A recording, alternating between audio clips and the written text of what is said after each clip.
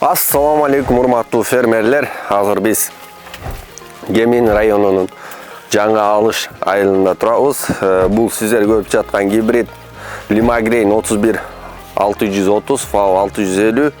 Өзүңөр көргөндөй початактар мощный. Даны сары, качырышка ичке өзүңөр көрүп атасыздар.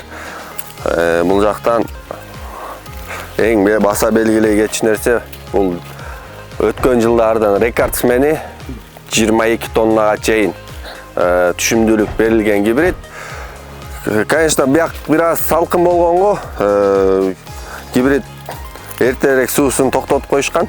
Эрте кургаталы деп. Диссекация кылынган эмес, влажность бүгүнкү күндө 35% көргөзүп жатат, мондай жашыл жеринде. Кургак жерлеринде 28-30% арасы.